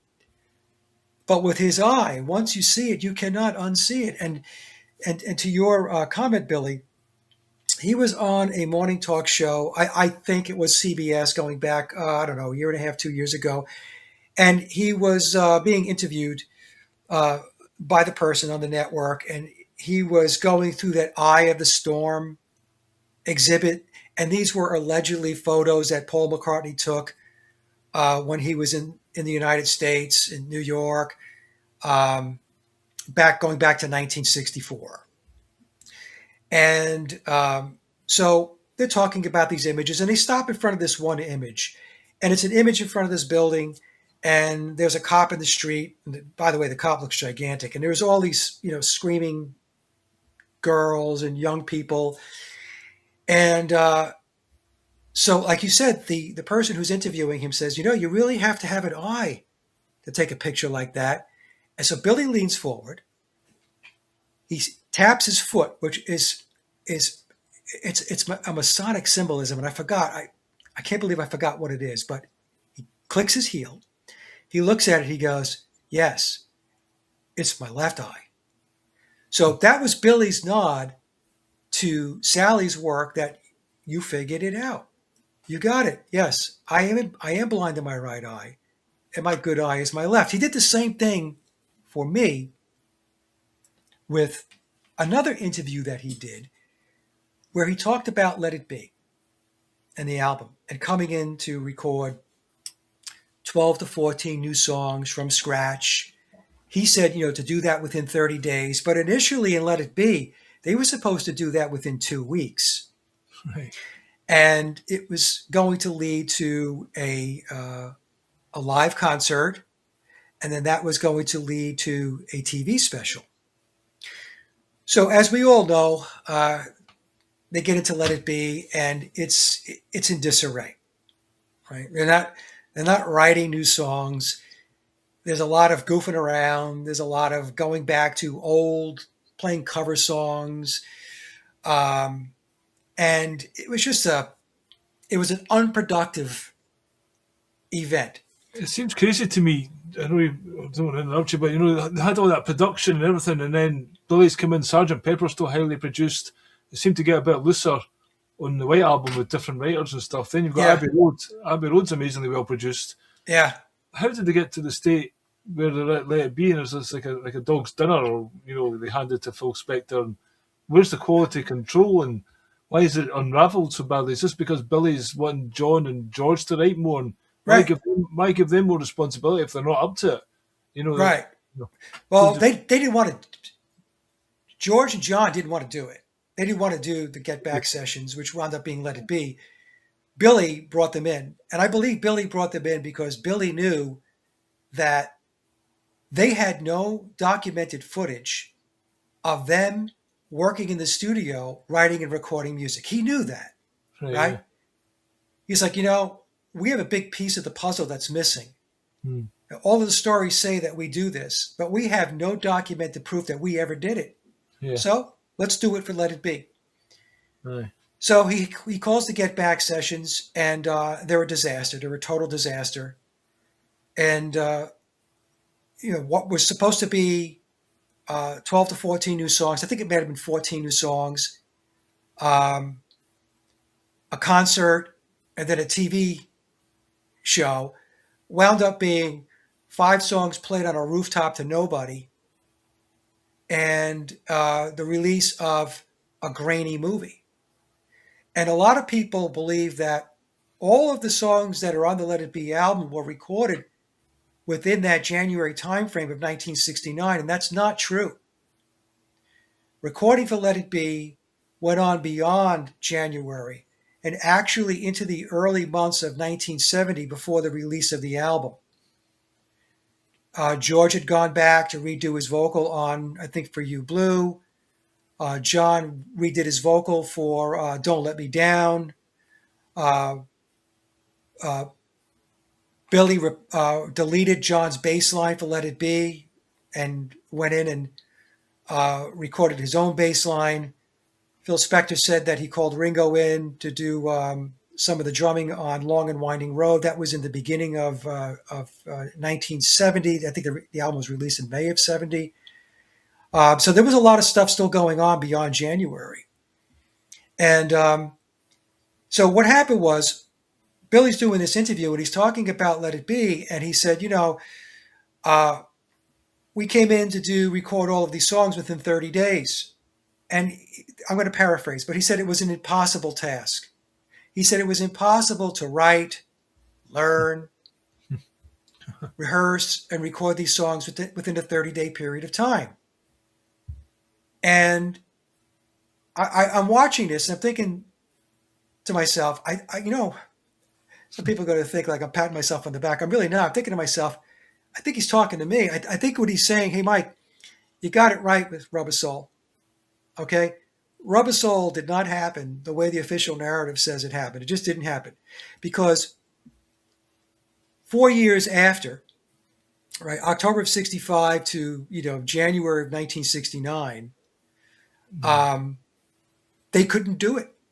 Yeah. Right? They claimed they did it in October of 1965, but here they are, 3 or 4 years later, they get into the studio and they could not do what they claimed that they did back in 1965, which was to write, 12 to 14 songs from scratch and get it done within 30 days. They couldn't do it. So, and there's all kinds of excuses as to why, they couldn't do it for Let It Be, but they were able to do it for Rubber Soul. But it's just excuses, and also with the Get Back sessions, you can just see that the rest of the Beatles really weren't into it. Billy was trying to push it, and you could see that, especially John and George, their heart wasn't in it. And I don't know. Every time I saw Ringo in Let It Be, whether it be the original movie or Peter Jackson's Get Back version of it, Ringo looks like he was on an all-night drinking binge. He probably was. And he just looked slumped over and tired behind the kit, and so I don't know. I think by the time they got to the Get Back sessions, it was just the party was over. John and George wanted out, and the reason why Abbey Road was so good was because, and Abbey Road is an unbelievable album. Abbey Road is one of my favorite Beatle albums. Is because they called George Martin back. And in interviews, Billy had asked Martin to come back and to produce Abbey Road. And George Martin said to him, "I'll do it if you actually allow me to produce. Right. If it's going to be like the White Album sessions," which, by the way, George Martin walked out of. Right. Okay, but he said, "Adios, see you," because they were unstructured. And, George Martin was very professional, period. Session musicians, arranger, producer, he had things working like clockwork. So when they got to the to the White Album sessions, it was all over the map. And, we had a situation where Ringo walked out, right, because he wasn't loved anymore. George Martin walked out. But what's interesting for me personally is I really enjoy the White Album, because the White Album is, in my opinion, really the first true Beatles album where the actual Beatles played on most of the album. I'm going to say most of the album, not all of it, because when you listen to songs like Julia, Dear Prudence, Happiness is a Warm Gun, and you hear the guitar picking in the background, right? That's Donovan. I am absolutely convinced that's Donovan, because that's Donovan's style of picking. And I actually have a couple of interviews two interviews, in fact, where Donovan talks about this. And he says, the story goes that he taught John Lennon this style of picking while they were in India. Yeah. But, India was a total waste of time. Well, Ringo was there for 2 weeks. It was part of a movement to promote the Eastern mysticism. Eastern mysticism, that's right. And Ringo was there for 2 weeks. Billy was there for a month. George and John hung out for, I think it was 8 weeks or whatever. And while they were in India, they weren't just sitting there practicing and learning guitar style picking from Donovan. There was an entourage. They were retreat things, events that they were doing, and all that stuff, right? So it's just another ridiculous storyline. But I believe it's Donovan that's playing on those 3 tracks, and and we know that Billy drummed on White Album tracks. Ringo wasn't there. There's also a researcher. I can't remember his name, but I think he did the liner notes for when they released the 50th anniversary of the White Album. And in it, he said that Ringo didn't even drum on the song that Don't Pass Me By, which is his song on the White Album. Right. He said that the drumming on that track, on that song, the drum track was done by McCartney or Billy. Yeah. Well, somebody said Ringo isn't even the best drummer in the Beatles. That was a comedian who said that. It was a comedian who said that. It is always attributed to like John Lennon. John Lennon, but John Lennon actually didn't say that. Yeah. But and then we have the whole thing with Bernard Purdy. Bernard saying in that 2004 Red Bull discussion that there were 4 drummers on the Beatles' early music, and we're talking about 62 to 66, and he said Ringo was not one of them. He said Ringo's job was to play live. And even when Ringo played live, there were times when, if it was live he played, but if it was venues where, they were playing some kind of hall or whatever, there were backstage drummers. I had a couple of people write me and say that they had firsthand knowledge of this. I'm just going back a few years ago, so I don't remember all the details, but Ringo wasn't drumming on those early songs. That's why when I see these YouTube channels and like the genius of Ringo Starr and listen to this and listen to that, listen to this and listen to that. You're listening to Andy White. You're listening to Bernard Purdy. You're listening to Ronnie Verrill. You're listening in all likelihood to Ginger Baker, Clem Catini. I chuckle at it. I think to myself, if you're a music channel and a drum channel, can you not tell the difference in the drumming styles over that span of time? Can you not pick that out? I have a friend of mine who's a drummer, a longtime drummer, and I had these backing tracks. I still have them. And I sent them all to him. And he said to me, Mike, I hear at least 6 different drummers on the early Beatle music. And I think in the later stuff, we are hearing Jim Keltner. I believe Keltner. I just don't think Ringo's that good a drummer. Even when he does his Ringo Starr band these days, there's always a second drummer. If he's that good, what do you need a drummer backing you up for? No, Ringo is a basic 4/4 drummer. I'm not taking anything away from him for that. But talk about Ringo's drumming, people always say the Beatles drumming, he's not flashy, but it's the fills that are the great part about Ringo's drumming. He does the basic, and there's a little fill, and I don't know, basically, if that's allowing him, if he's playing publicly, just to be basic. Yeah. But, again, it's probably just these guys, high precision musicians that are doing the work, and he's just the face. Even the way he was brought into the Beatles with Pete Best getting kicked out, and even though they did again know Ringo from the Germany days, didn't they?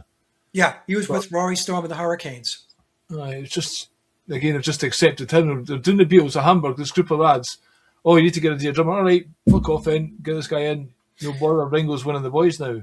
Well, we have to understand, like with Pete Best, Pete Best had a role in the story. Everybody had a role in the story. Maybe what some people don't know is that Pete Best's mother, Mona Best, ran the Casbah Club. Right? And that's where the Beatles really got their start as the Quarrymen. All right. Okay? Also, Mona didn't marry. Mona had a child with Neil Aspinall. All right. Right? Neil was, within the Beatles inner circle, eventually became the head of Apple. And they had a child together. And I think, Neil at the time was probably half Mona's age. And they named the child Rogue. Kind of interesting, huh? Okay. So Pete also said in an interview that during the early days, he was the one that was responsible for booking their gigs. Okay? So by the time August, September of 1962 came around, that was the Mercy Beat article was published and said that Ringo was replacing Pete Best. And I came to the conclusion that this was probably the plan all along. And Pete, his role in the story started here and ran up to this point. At this point, he was going to step out of the script, and Ringo Starr enters. I mean, think of it as like a long-running TV show that has seasons and episodes. So, Pete was in episode one and, episodes 1 through 8 for season 1. And then after that, season 2, oh, well, we got a new drummer, Ringo Starr. So now, he's in the show for the remainder of the time. So I don't, that's what I think. All of this stuff is just so scripted and planned. I wondered, have you watched recently Shaun Ryder of the Happy Mondays? His daughter is also Donovan's granddaughter. Because Shaun married Donovan's daughter, obviously. She's done a couple of podcasts on Iconic with Gareth Icke. Yeah. Where she's talking about the shenanigans in the music scene. And basically she was groomed, if you want, to be a famous musician. And she turned her back on it and has had a life of hell since. But she was, in the family way or whatever, the next in line to be a big star. So she's talking about Donovan and saying that it's her granddad, she loves him and stuff, but he's been MK Ultra'd, essentially. And he is not fully aware of the parts, he's been essentially programmed to be Donovan. And she can't really question him too much on it because he's an old man and, he's set in his ways. But yeah, that's certainly what she thinks. And she talks about certain things that happened in the family history. It's worth a watch if anyone wants. Sian, I think her name is, something like that. Yeah, well, he came out with, I think it was an album where it was titled "I Am a Shaman." Right, that was quite recent, I think. Yeah, a couple of years ago. Oh. And I was told this story going back a number of years ago. A person, I don't even know this person. They just contacted me, and they said that they went to a Donovan show, or this was a person. They relayed the story to a friend of mine, and a friend of mine gave it to me, told me the story. So he goes to a Donovan show concert, and he has, I guess, VIP tickets. And so before the show starts, Donovan comes out and greets the people who paid for the high price tickets, right? And so this person asked Donovan, how did the Beatles write all of those great songs in such a short period of time? And so Donovan, I'm going to paraphrase here, right, but this is essentially what he said. He said, there was a genius songwriter behind the scenes that was creating this music. And so when the guy asked him who this person was, Donovan said to him, I've said enough. I really can't say anymore. Who was that genius songwriter? Well, we could hypothesize, speculate that it was Theodore Adorno. And I have always said that Adorno was the stakeholder from the Frankfurt School in Tavistock overseeing the overall musical content of the Beatles, with George Martin reporting kind of like probably a dotted line reporting structure to Theodore Adorno as the managing director of the operation. So Martin was really the managing director. He managed the Beatles operation. Between Adorno and George Martin, there's no question in my mind that they were writing songs as well. All of them? I don't think Theodore Adorno wrote all of the Beatles' music, as some people claim. In fact, the person who made that claim was Dr. John Coleman in his book on the Committee of 300 that came out in the early 1990s. And I didn't agree with Coleman on that. Coleman made a lot of really good points. He really did. But as I pointed out in my April 2020 big presentation, did the Beatles write all their own music? Theodore Adorno was a very busy guy. And so I just couldn't see him sitting down and writing all of these songs. I mean, the Beatles wrote between 62 and 66, something like 77 original album tracks. And that's not including the singles that were not on the album tracks. That's a lot of content to write over a 4-year period of time. Especially when they were touring constantly. touring. Well, I'm talking about Adorno too. Adorno Yeah, too, but right? theoretically, the Beatles to release Well, that. the Beatles, forget it. That was not happening. They were touring. They were doing movies. I mean, A Hard Day's Night and Help. The movies overlap with the time that they were supposedly in the studio recording the music, writing and recording the music. I mean, all of this stuff. It's just a ridiculous storyline. So I think what happened was there were probably a dozen songwriters that were that were dedicated to the Beatles project. And so, along with Adorno, along with George Martin, you had these maybe 5 to 6 other crack songwriters, ghostwriters. And I believe, and this actually, Mike Stock had this theory, and I think Mike is absolutely correct. Mike said to me, Mike, if I had to guess, I think the way they did this was they had a small group dedicated to McCartney style songs, and another group, small group, 2 or 3, dedicated to John Lennon style songs. And that's how it worked. So you had Adorno, you had Martin, and then you had a group of 3 here and a group of 3 here, McCartney style and Lennon style songs. And that's how they did it. Now, as time went on, especially when we get to into maybe Sgt. Pepper a little bit, but the White Album for sure, we have the Beatles writing more of their own stuff and contributing more to the original songwriting and playing on more of the recorded tracks. But still, ghostwriters were still being used between 1967 and 1970 when they broke up, as well as session musicians. The song Piggies on the White Album, which is credited to George Harrison, George Harrison didn't write that song. That's Theodore Adorno. The whole song, lyrics, music, is pure Adorno. How do you know his style? Where did he pick that up from? Adorno? Yeah. He was into a lot of atonal music. That was number one. But he was also into Baroque, orchestral types of music. He was formally trained as a musician and arranger. And if he released stuff, how do you know his style? Is there stuff in the public domain? You go, that's Theo. Oh, you could just look him up. There's recordings of Adorno's music on YouTube. Right. In my big presentation in April of 2026, I have a little blurb in there of him doing atonal music. For people who are not familiar with atonal music, it's like if you ever listen to horror movies and kind of the music and the piano is like all over the place. It's atonal. In other words, it doesn't have a bass. So tonal music has a bass. So if you write a song in the key of G, it's tonal because the key is in the key of G.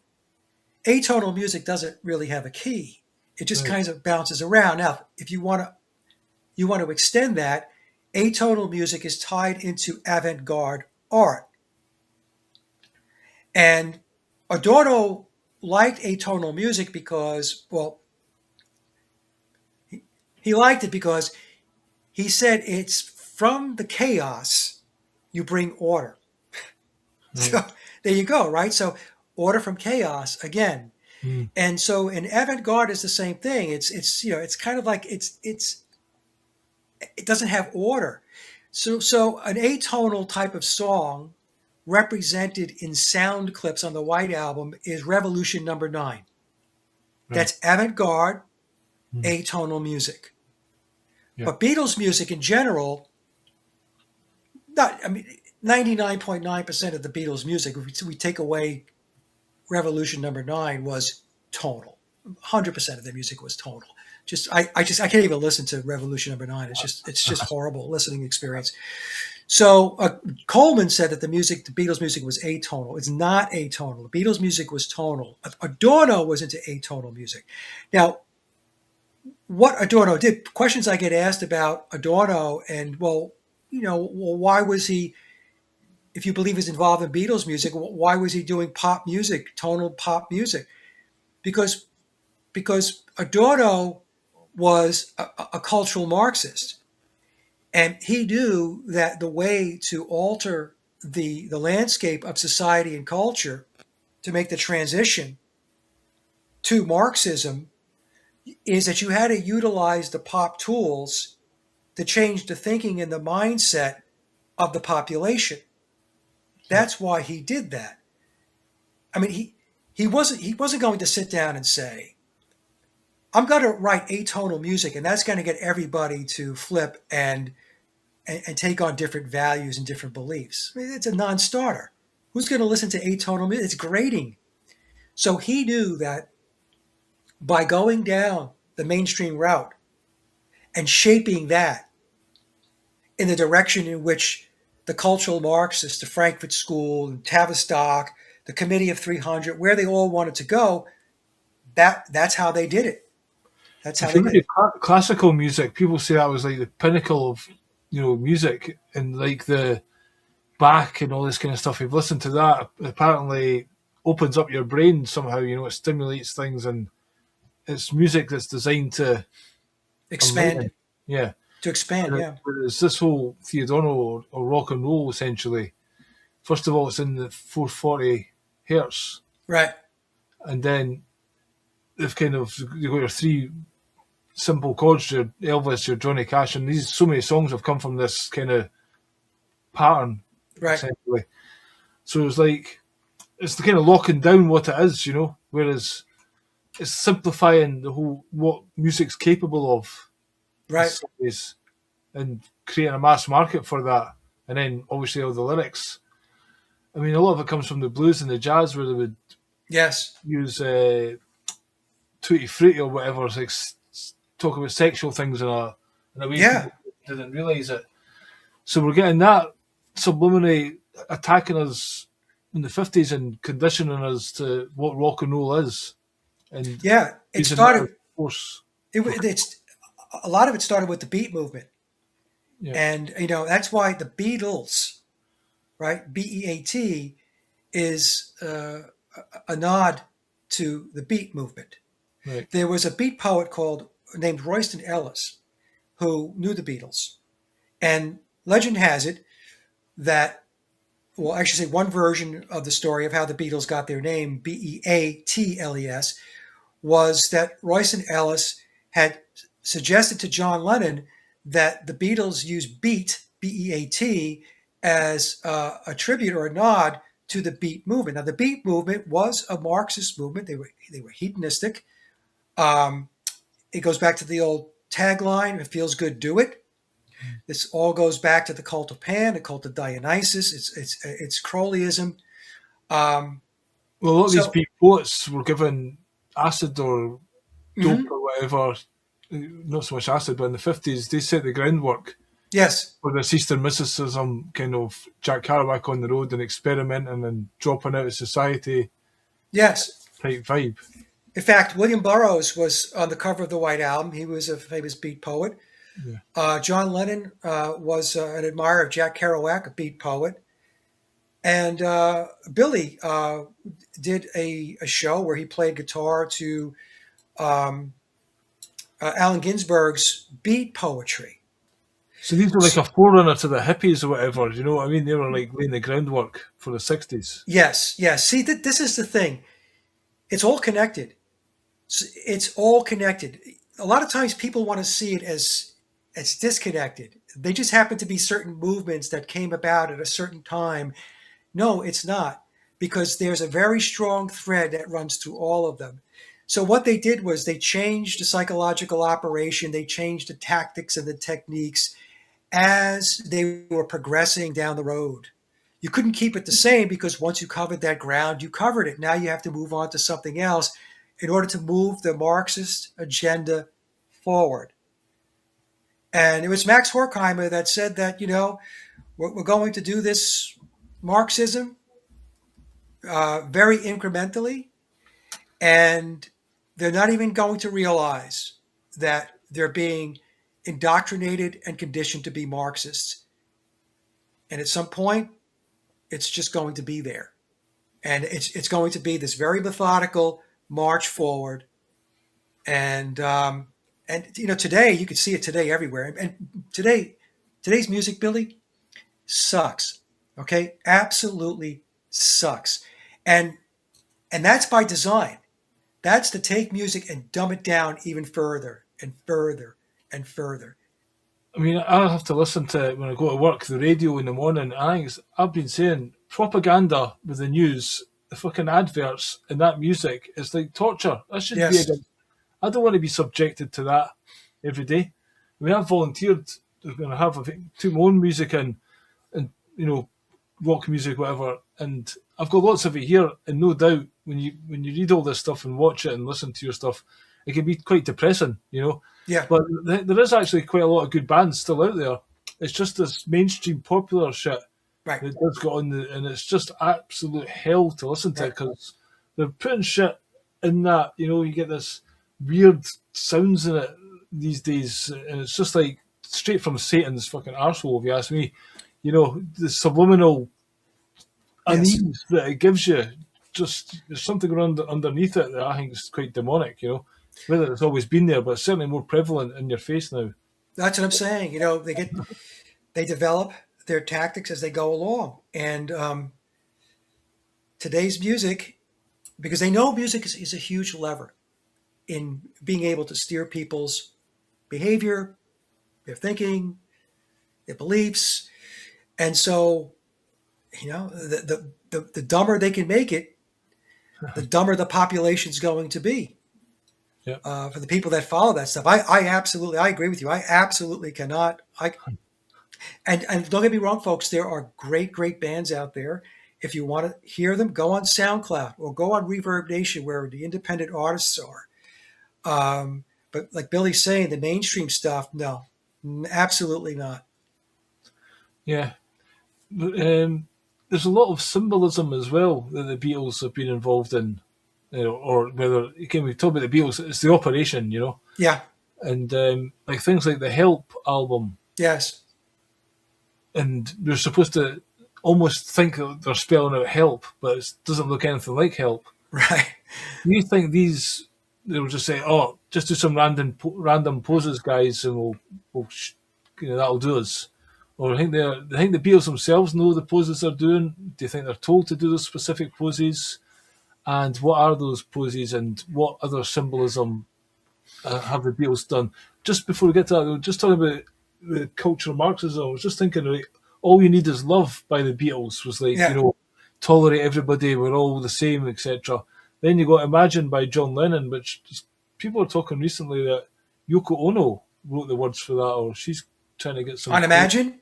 Aye. Yeah, it's been, you know, it's been speculated that she was the author. In memoirs, it doesn't say that she authored it. In memoirs, it says that the song was generously credited to John Lennon. Lennon did not write Imagine. Imagine No Possessions is no different than, you know, you'll own nothing and be happy. Exactly. It's the same thing. In the groundwork. Now, on the Help album, the Beatles didn't know, you know, what they were doing.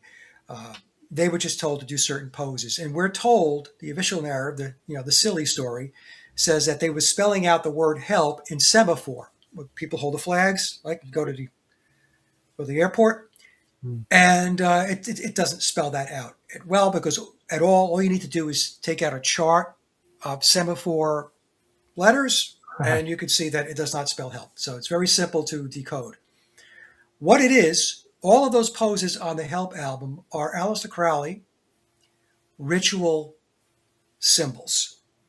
And they depict Isis, Osiris, Horus, and Set.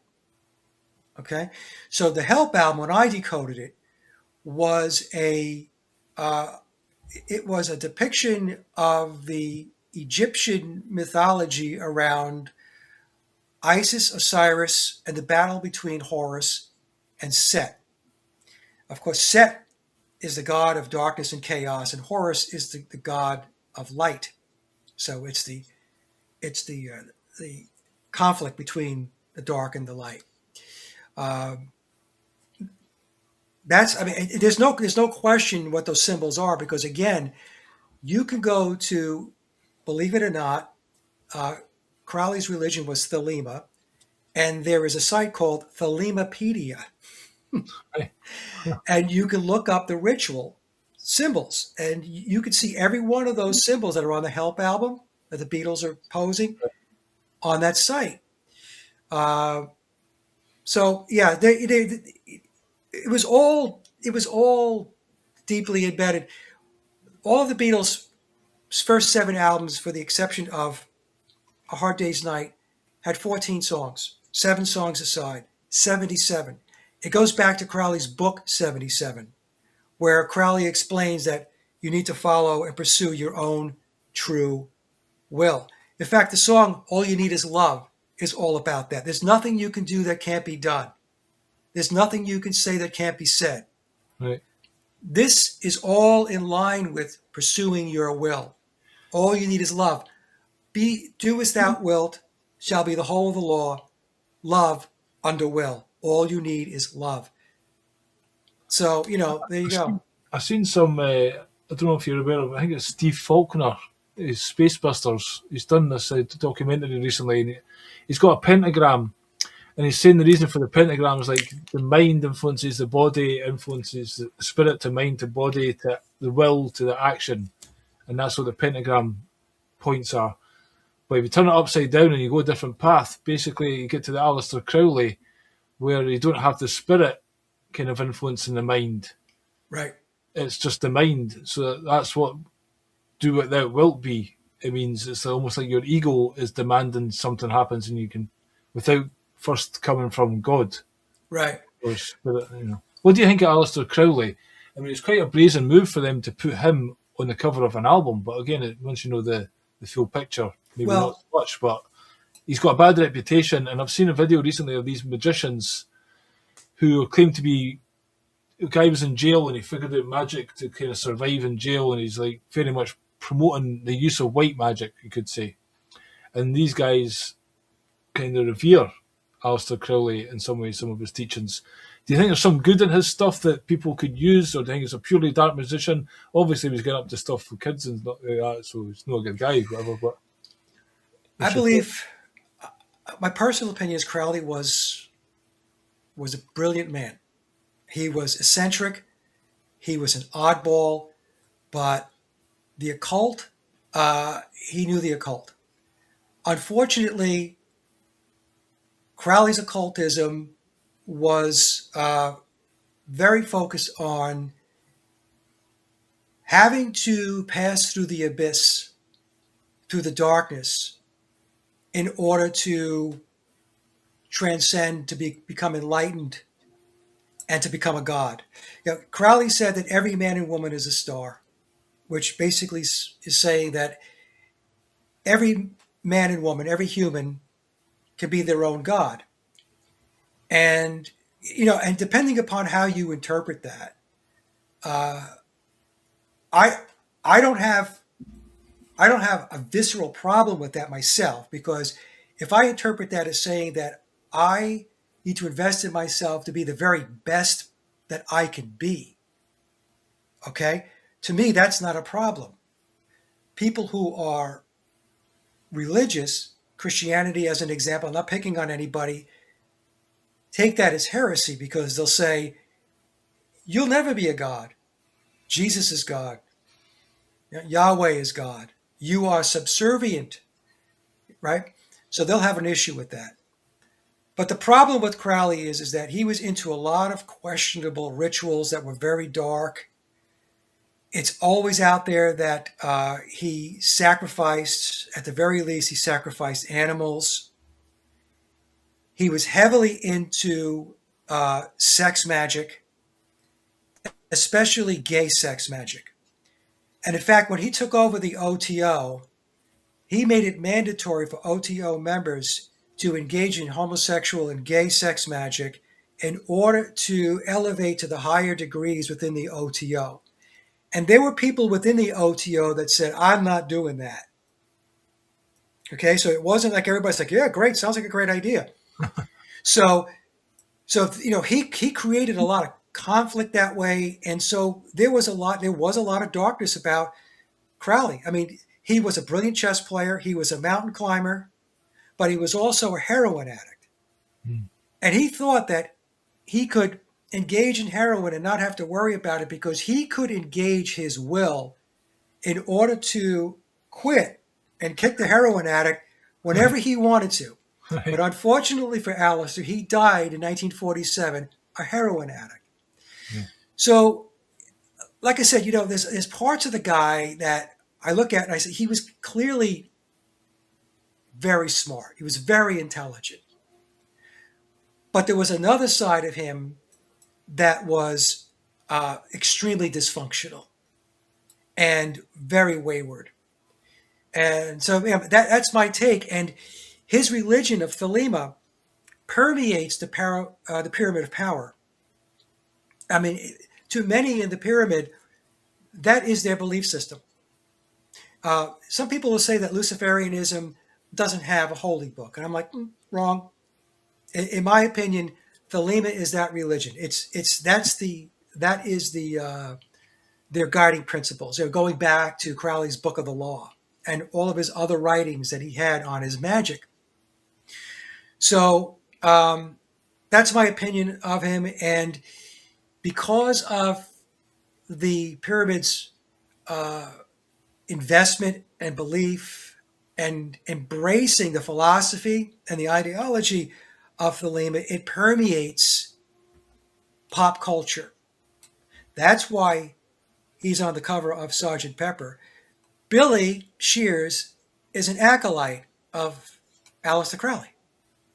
In the book, he tells us that Crowley mentored him for 10 years. And the 10 years is from the time that Billy was born in 1937 to the time that Crowley died in 1947.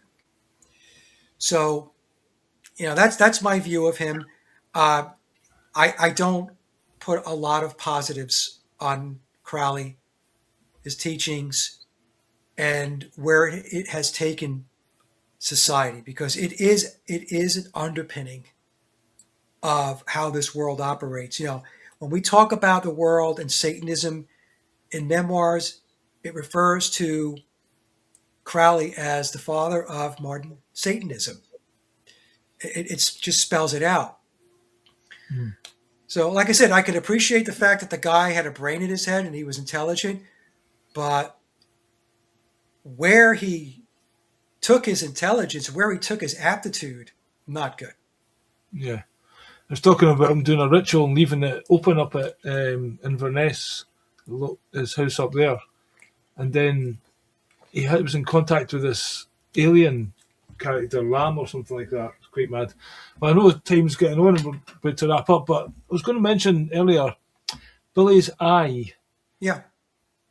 Do you have any sympathy with Billy? Because could that eye have been taken out in some kind of ritual at an early age? And obviously the work of Aleister Crowley and the whole playing the guitar with the wrong hand and changing his right hand to his left hand. Did he learn reverse writing or some? Yeah, in an interview he said he had to learn to write backwards. Billy did. Yeah, in an interview going back a couple years ago. So he's been groomed for this role as well. Yes. From an early age. Probably you mentioned his lineage as well has had something to do with that. Yeah, the Douglas Hamiltons on his father's side, the Percys, two very prominent bloodlines, Scottish bloodlines. Do I have sympathy for Billy? I look at Billy neutrally, from a neutral perspective. I view him as one of the players in this psychological operation called the Beatles. I do understand that he was groomed for this. He went through conditioning, ritual abuse as a child. This is mentioned in memoirs as well. He says, mentored and being taught by Crowley or Crowley teachers, if it wasn't Aleister directly. In his first 10 years of life, he was definitely through his bloodline. He was groomed and bred to take on a very significant role when the time came. Now, back in the day, did they know it was going to the Beatles? I don't know. Probably not. But he was definitely destined to do something that was going to be impactful because of all of his training.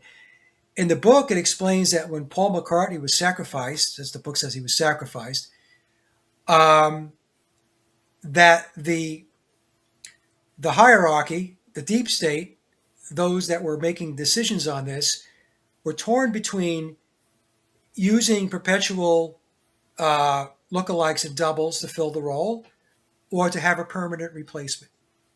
Why not just? I mean, obviously he was taken out, but I was thinking he was died. Why not just wrap up the whole thing?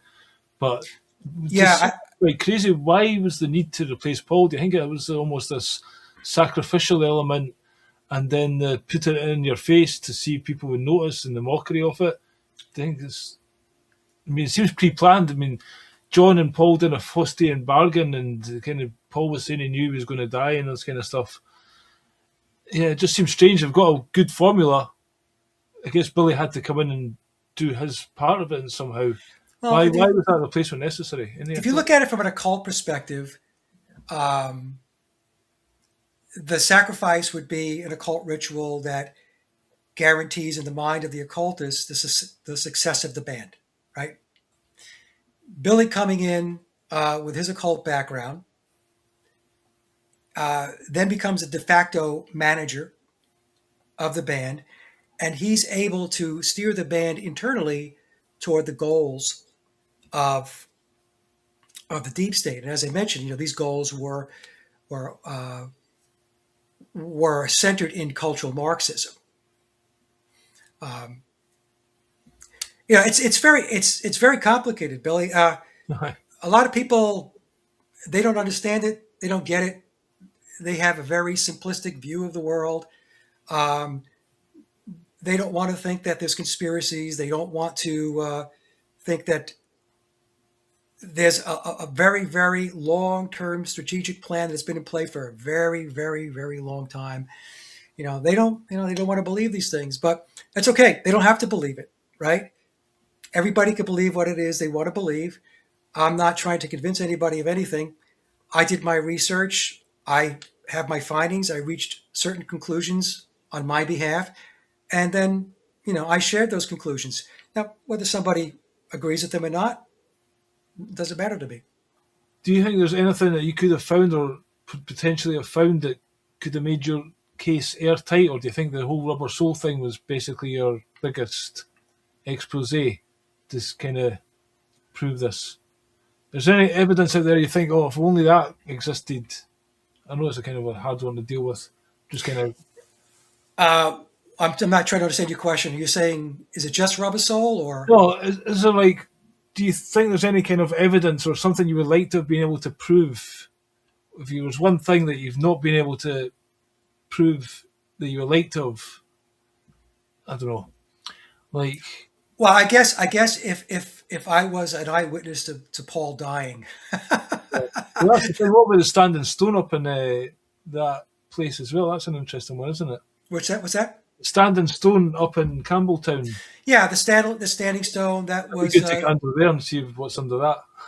Yeah, that was Steve's work, and I don't know. Look, the thing we have to understand with the whole Beatles conspiracy is that you're not going to have direct evidence. Everything is going to be circumstantial evidence, but we also have to understand that with very strong circumstantial evidence, it's used in courts every single day, at least here in the United States, to convict people of crimes, right? Yeah. So there's a lot of other research that goes along with this. So you just can't look at it at the Beatles by themselves. You have to understand the backdrop. You have to understand the landscape.